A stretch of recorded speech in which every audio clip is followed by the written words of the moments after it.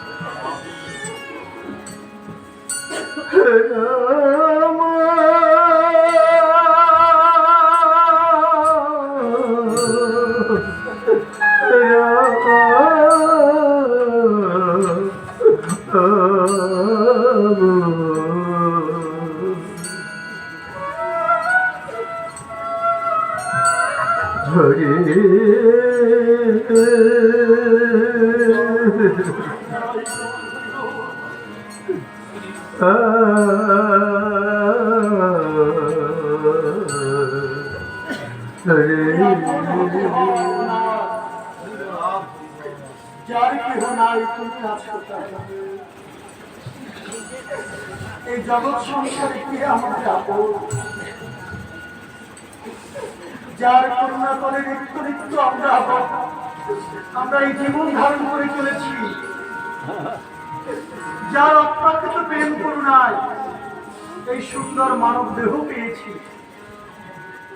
অযাচিত প্রেম করুণায় যিনি আমাদের লালন করছেন, সেই পরম আপনকে আমরা চিনতে পারিনি। সংসারের মায়া জালে আমরা আবদ্ধ হয়ে গেছি।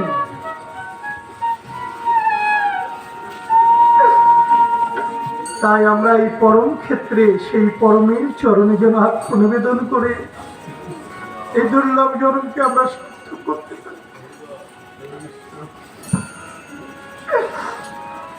আমার মহাপ্রভু বলেছেন,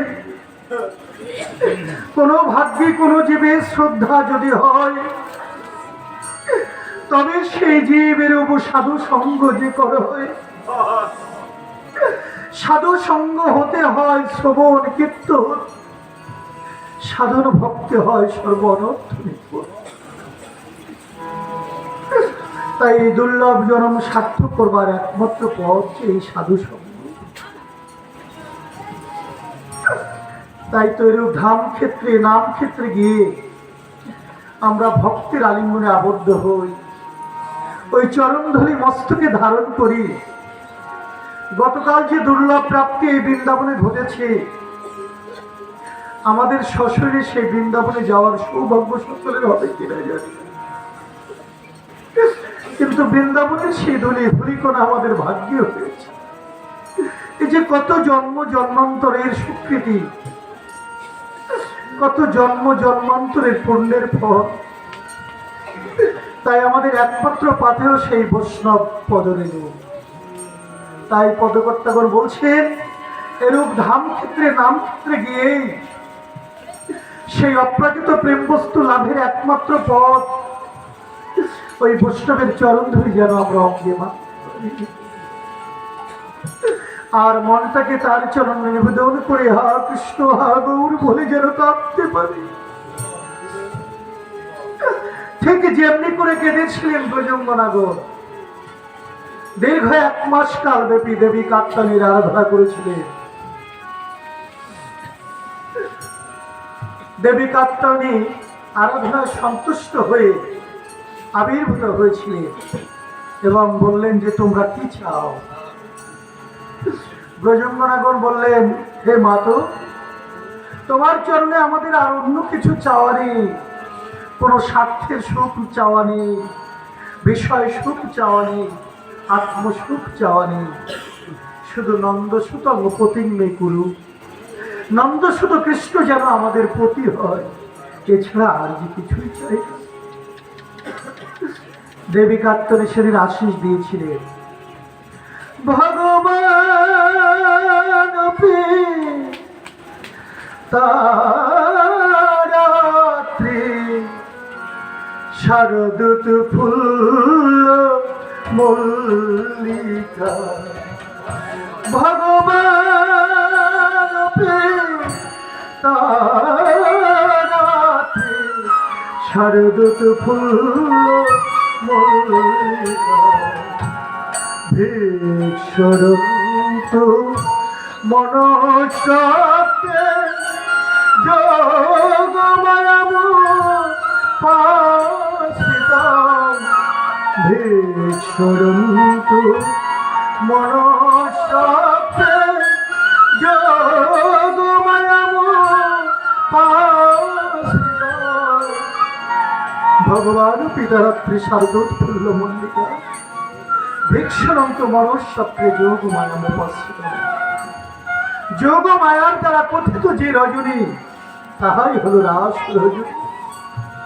সেদিন দেবী এই আশীষ দিয়েছিলেন, হে ব্রজগোপীগণ, তোমরা এমনি করে দিনের পর দিন, রজনীর পর রজনী তার নামে তুমি আপ্লুত চিত্তে তাকে ডাকতে থাকো, ঠিক আমার অবশ্যই তোমাদের করুণা করবে। তাই বুঝি আজ অবশেষে সেই প্রতীক্ষা পূরণের দিন, আজ এই মুহূর্তে বুঝি আগত সেই শারদোৎসব, শারদকালীন পূর্ণিমা রজনী। প্রকৃতি আজ অপরূপ সাজে সেজেছে। ভ্রমরগণ আজ ফুলের চতুর্দিকে গুনগুন করছে, কিন্তু ফুলের মধু কেউ আহরণ করছে না। আজকে চন্দ্রিমাতার সকল আলোক রাশি যেন অবারিত ধারায় ঢেলে দিয়েছিলেন। প্রকৃতির বক্ষে যেন আজ আলোর ঝলক, এক অপ্রাকৃত নীলাক্ষেত্র তৈরি হয়েছে। যোগমায়া তিনি ঘটন অঘটন প্রতিবেশী, তিনি বাতায়ন খুলে দিলেন। সেই বাতায়ন পাশ দিয়ে চন্দ্রিমার আলোক রাশি আমার গোবিন্দের মুখমণ্ডলে পতিত। গোবিন্দ নয়ন মেলে দেখলেন, একই অপরূপ শোভা। সেই পূর্ব প্রতিশ্রুতির কথা আজ গোবিন্দের মনে পড়ে গেল। সেদিন সেই প্রাকৃতিক সৌন্দর্য পদকর্তা এমনি করে এমনি করে বিন্যাস করছে। শারদ চন্দ্র পবন মন্দ বিপিনে ভরা কুসুম ধরে,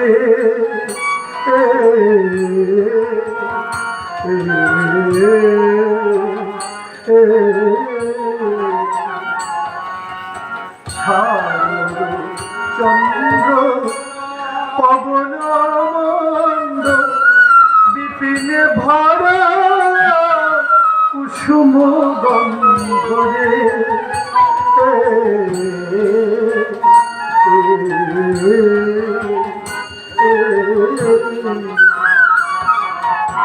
ফুল মল্লিকা মালতী জ্যোতি, ফুল মল্লিকা মালতী জ্যোতি, আজি আজি মত্ত মধু করে ধরণী রে, মত্ত মধু করে ধরণী রে, মত্ত মধু করে ধরণী রে।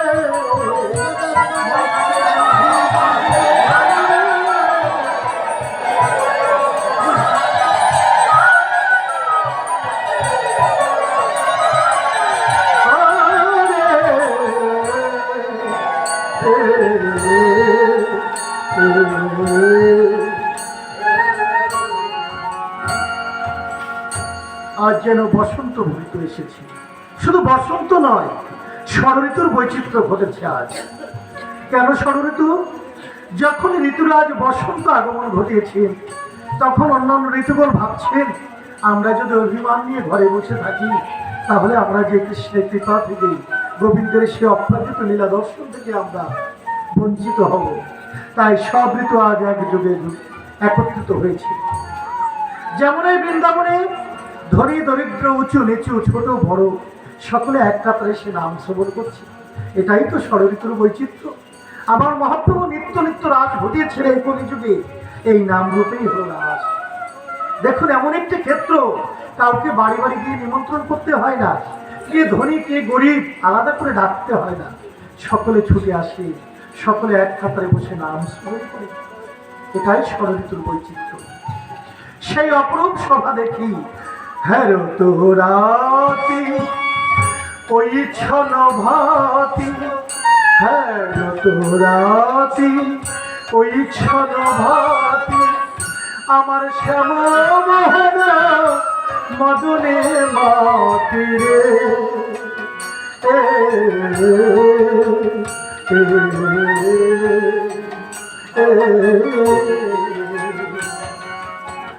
মুরলী প্রগান পঞ্চমতা, মুরলী প্রগান পঞ্চমতা, আজি আজি কুলবতী চিত চরণী রে, কুলবতী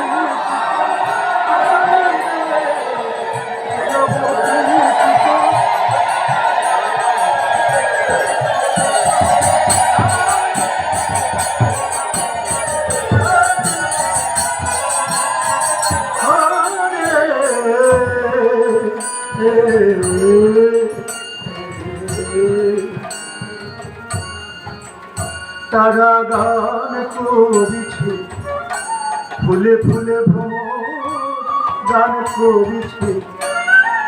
অপরূপ শোভা দেখি, আমার গোবিন্দ মুরলী বাদন করেছে। সেই মুরলী ধ্বনি শ্রবণ করি সকল গোপীগণ, যিনি যে অবস্থায় ছিলেন সবকিছু ফেলে রেখে আজ গোবিন্দ দর্শন আসে ফিরে। এই যে ব্যাকুলতা, এই একাগ্রতা, এই দৃঢ়চিত্ততা, এটাই ভজন সাধনের মূল। হাতে করো গৃহকর্ম, মুখে বলো হই, অনায়াসে দিতে পারবে এই ভবনদী পারি। তুমি যে কর্মই করো না কেন, যেখানে লিপ্ত থাকো না কেন, তোমার ইন্দ্রিয়টি তার চরণের দিকে, তার শ্রবণের দিকে, তার মননের দিকে রাখো। দর্শনেন্দ্রিয় যেন তার সেবা করে।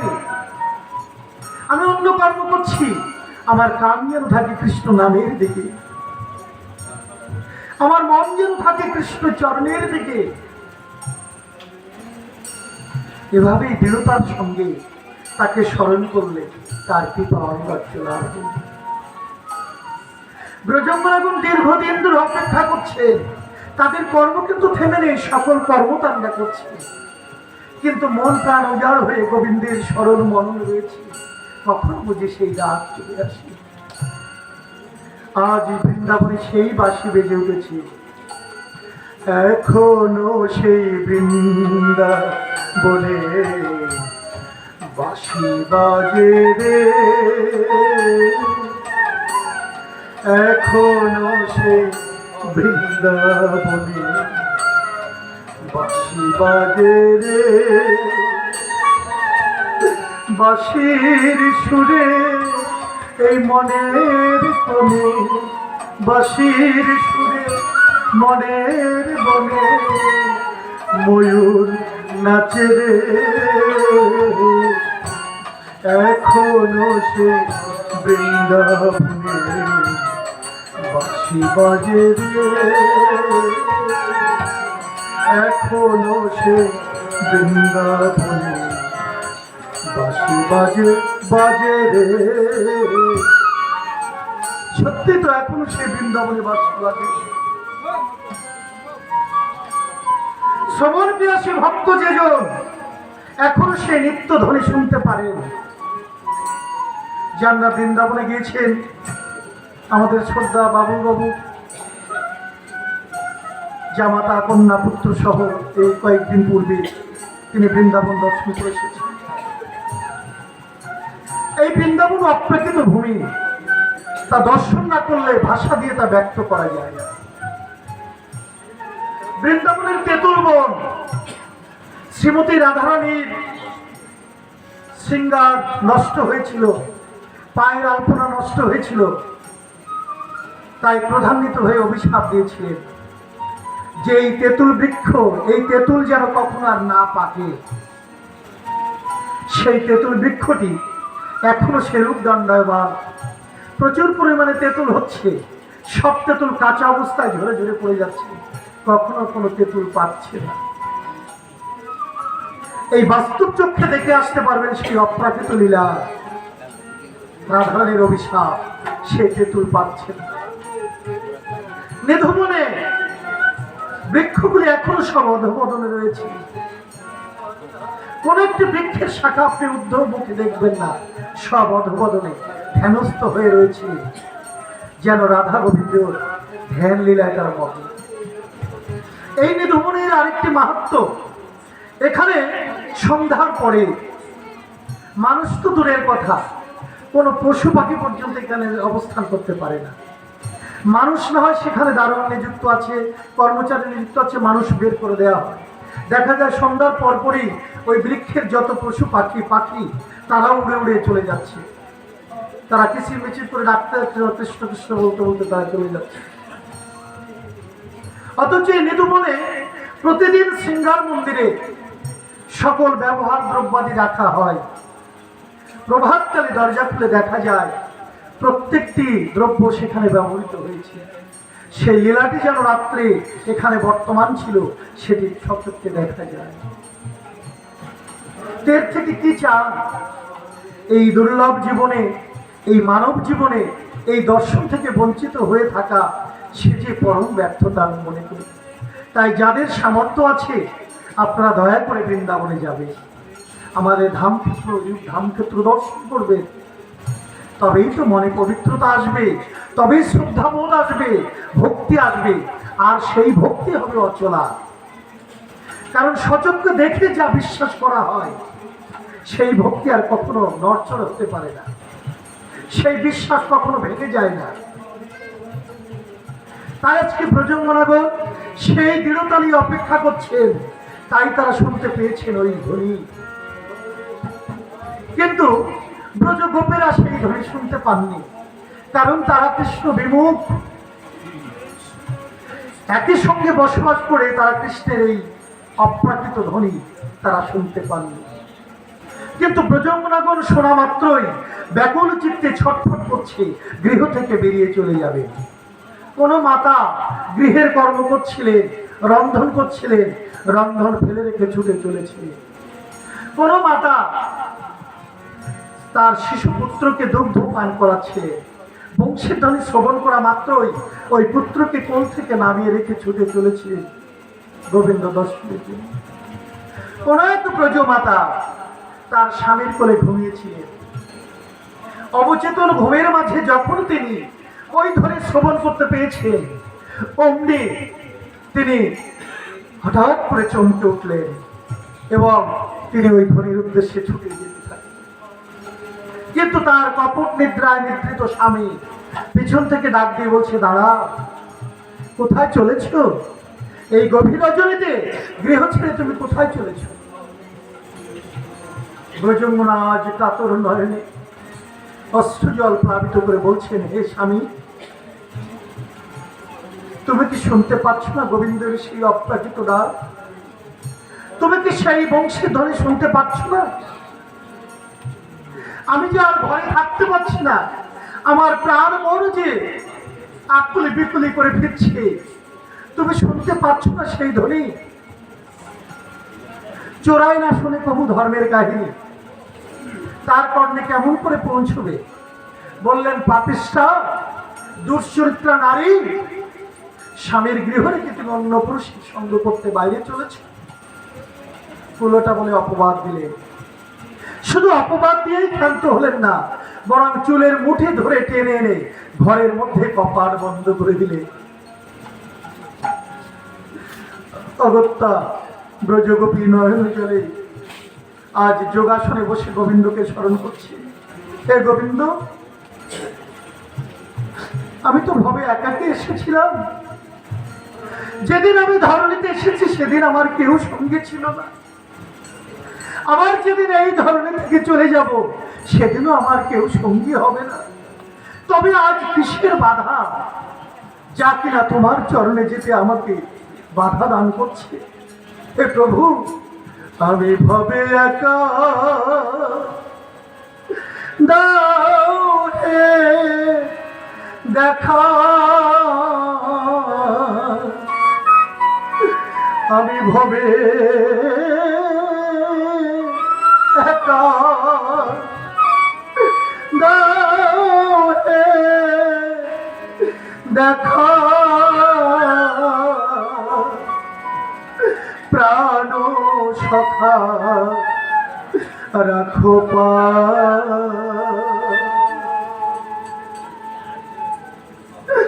মন মজায় লুকালে কোথায়। হরি মন মজায় লুকালে কোথায়। আমি ভবে একা,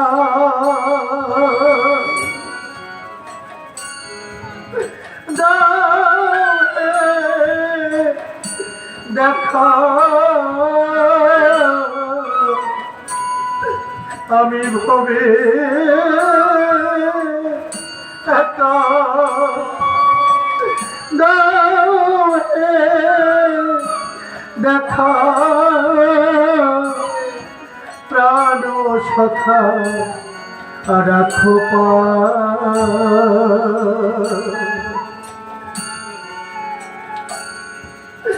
মন মজায় লুকালে কোথায়।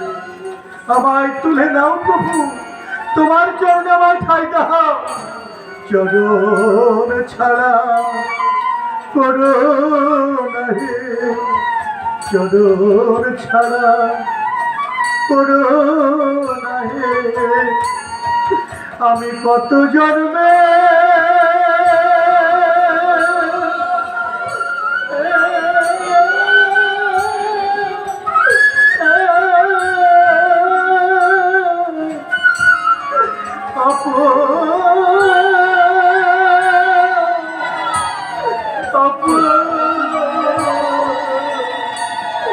অপরাধী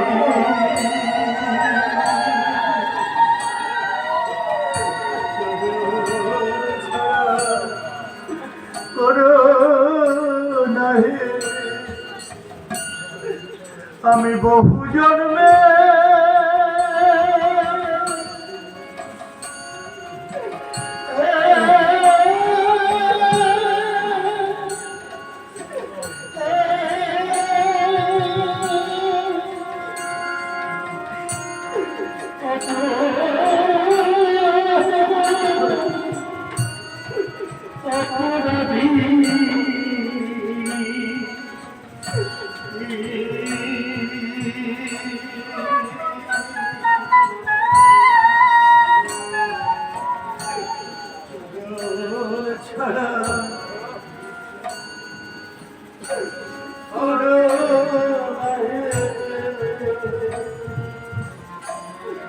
বেথায় গেল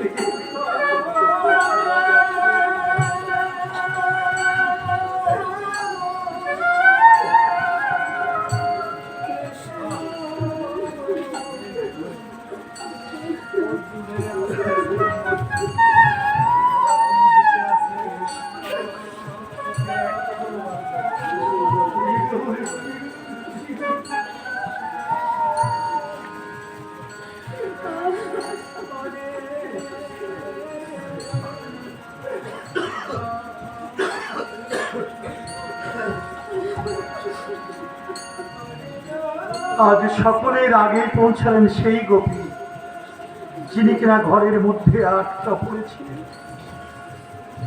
গোবিন্দ অযাচিত কৃপা করে দিব্য রথ পাঠিয়ে দিয়েছে। দেহ পড়ে রয়েছে ঘরের মাঝে, ব্রহ্মরন্ধ্র ফেটে আজ পরমাত্মা দিব্য রথে চড়ে চলেছে। গোবিন্দ দর্শনে সকলের পূর্বে উপনীত হলেন গোবিন্দের চরণে। এমনি করে এক এক করে সকল গোপী গোবিন্দের চরণে উপনীত হয়েছে।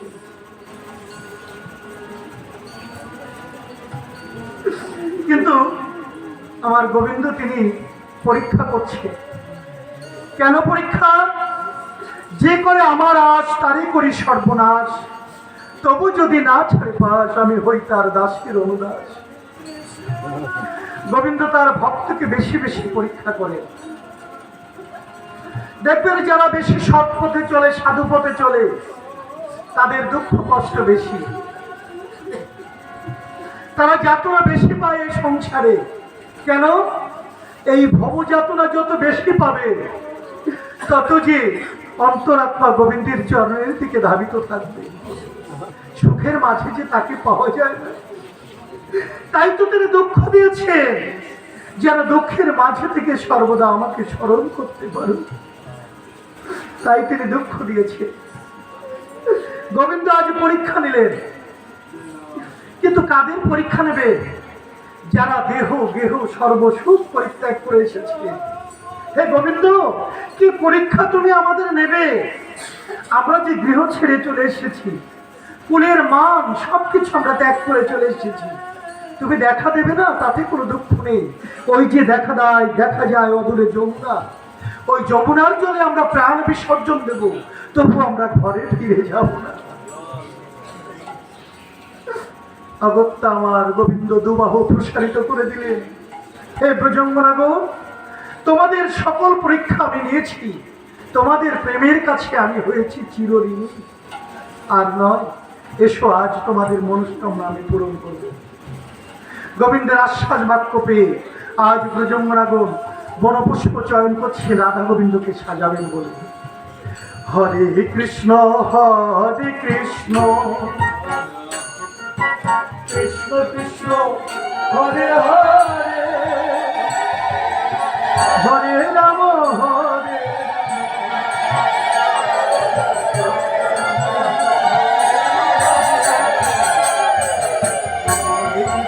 হরে কৃষ্ণ কৃষ্ণ হরে হরে, হরে রাম রাম রাম হরে হরে, হরে কৃষ্ণ কৃষ্ণ কৃষ্ণ হরে হরে, হরে রাম হরে রাম রাম রাম হরে হরে হরে কৃষ্ণ কৃষ্ণ কৃষ্ণ হরে হরে হরে রাম রাম রাম হরে হরে হরে কৃষ্ণ কৃষ্ণ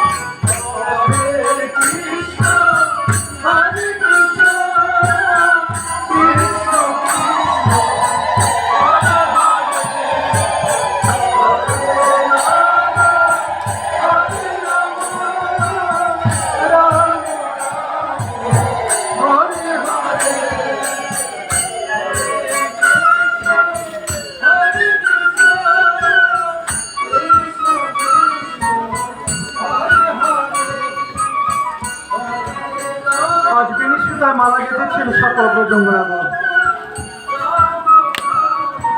কলিযুগে কিন্তু এই নাম রূপেই রাস। আপনারা সকলে জ্ঞাত আছেন যে ভোলানাথ এই রাস মঞ্চে উপস্থিত হয়েছিলেন, কিন্তু তিনি রাস মঞ্চে থাকবার অধিকার পাননি। সেদিন ভোলানাথ রাস মঞ্চ থেকে বিতাড়িত হয়ে কঠোর প্রতিজ্ঞা করেছিলেন, হে মাধব, আমি পঞ্চমুখে সদা সর্বক্ষণ তোমার নামগুলো কীর্তন করে চলেছি, তথাপি তোমার অপ্রাকৃত লীলা শ্রবণ দর্শনের সৌভাগ্য যেহেতু আমার হলো না, তবে আমিও ছেড়ে দেব না। আমি এই প্রতিজ্ঞা করছি যে আগত কলিযুগে এই রাস আমি কলির জীবের দ্বারাগারে পৌঁছে দেব। এবার কলিতে তিনি এসেছেন অদ্বৈত প্রভুরূপে। তিনি সূর্যের জলে প্রতিদিন নয়ন জলে তুলসী পত্র ভাসিয়ে দিয়েছিলেন আর প্রাণ গোবিন্দকে ডেকেছেন, হে গোবিন্দ, তুমি নেমে সুধরণী তলে এই জগজ্জীবকে তুমি রক্ষা করো। আজ গৌর হরি এসেছেন, নাম ও প্রেমমালা নিয়ে জগজ্জীবকে গলে পরিয়ে দিয়েছিলেন। এত সহজ পথ কোনো যুগে ছিল না, এত সহজ রাস্তা কোনো যুগে ছিল না। শুধু হরে কৃষ্ণ কৃষ্ণ কৃষ্ণ হরে হরে, হরে রাম রাম রাম হরে হরে। সকল পরিত্রাণ রয়েছে নামের মাঝে। তাই এই নাম যতবার ধ্বনিত হচ্ছে, হরে কৃষ্ণ রাম, এই তিনটি শব্দের ব্যত্যয় ঘটিয়ে 16 নাম 32 অক্ষর হয়েছে। হরে শব্দের অর্থ আপনার প্রাণ মন হরণকারী সত্তা যাহা, অর্থাৎ প্রকৃতি সত্তা রাধারানী, তাকে তিনি হরে বলে সম্বোধন করেছেন। কৃষ্ণ শব্দের অর্থ সর্বাকর্ষিত সত্তা যাহা, জগতের সবকিছুকে যিনি কর্ষণ করছেন তিনি হলেন কৃষ্ণ। আর রাম শব্দে সর্বমনোরমকারী, জগতের সর্বসুখদাতা যিনি, তিনি হলেন রাম। এই হরে কৃষ্ণ রাম তিন শব্দের ব্যত্যয় ঘটিয়ে হরে কৃষ্ণ কৃষ্ণ কৃষ্ণ হরে হরে, হরে রাম রাম রাম। তো যতবার এই নাম ধ্বনিত হচ্ছে, ততবার আমার হৃদ বৃন্দাবনে যুগল রূপে আমার রাধা গোবিন্দ দণ্ডায়মান হচ্ছে। এটাই রাস। রাস শব্দের অর্থ হচ্ছে মিলন। রসের ঘনীভূত মূর্তি যাহা, তাহাই হল রাস। সেই মিলন কোথায়? জীবাত্মা এবং পরমাত্মার মাঝে মহামিলন।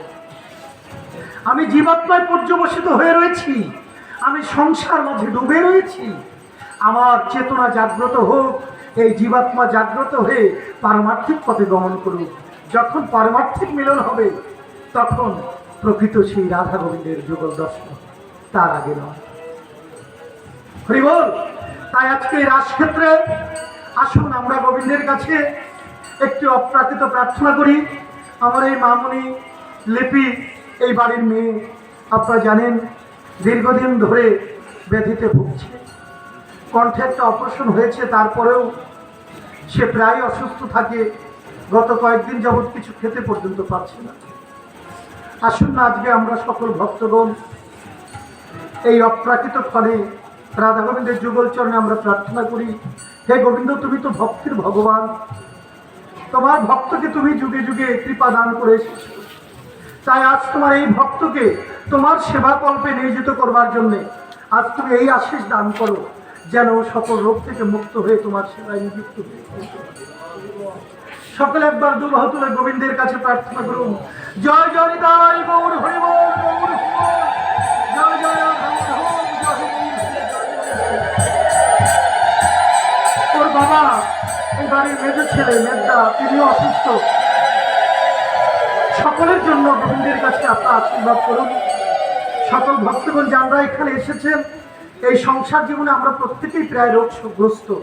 আমি সকলের জন্যই গোবিন্দের কাছে প্রার্থনা রাখতে চাই, হে গোবিন্দ, যৌবনে তোমার চরণে মন দিতে পারিনি, কিন্তু এখন আজ এই ক্ষেত্র থেকে তুমি এই মনটাকে তোমার চরণের দাস করে নাও, এই দেহটাকে তোমার চরণে নিত্য সেবায় নিযুক্ত করে দাও। তুমি সব দেহকে ভালো করে দাও, যেন তারা সুস্থ দেহে তোমার সেবা পূজা করতে পারে। এই প্রার্থনা গোবিন্দের চরণে। জয় জয় নিতাই গৌর হরি বল, গৌর হরি বল, জয় গৌর হরি বল। আজি রাই দাঁড়ালো রে শ্যাম ভামে, রাই দাঁড়ালো রে শ্যাম ভামে, চতুর্দিকে সখী গণে নৃত্য করে রে, নৃত্য করে রে, রাই দাঁড়ালো রে শ্যাম ভামে, রাই দাঁড়ালো রে শ্যাম ভামে, চতুর্দিকে সখী গণে নৃত্য করে রে, নৃত্য করে রে। হরে কৃষ্ণ কৃষ্ণ কৃষ্ণ হরে হরে, হরে রাম রাম রাম হরে হরে। সবাই বলুন রাধা রানী কি, রাধা রানী কি, শ্যাম সুন্দর কি, শ্যাম সুন্দর কি, বৃন্দাবন ধাম কি, সমবেত ভক্ত মন্ডলী কি। জয় গৌর হরি, জয় হৃদয়। রাধা গোবিন্দর অপ্রাকৃত এই লীলা যেন আমাদের হৃদয়ে সর্বদা বর্তমান থাকে। আবার একটি বছরের প্রাককালে যেন আমরা এমনি করে সকলে মিলিত হতে পারি, সেই মিলনের প্রাককালে আমরা আইব। হরে কৃষ্ণ হরে কৃষ্ণ, কৃষ্ণ কৃষ্ণ হরে হরে, হরে রাম রাম রাম হরে হরে, হরে কৃষ্ণ হরে কৃষ্ণ, কৃষ্ণ কৃষ্ণ হরে হরে, হরে রাম হরে রাম রাম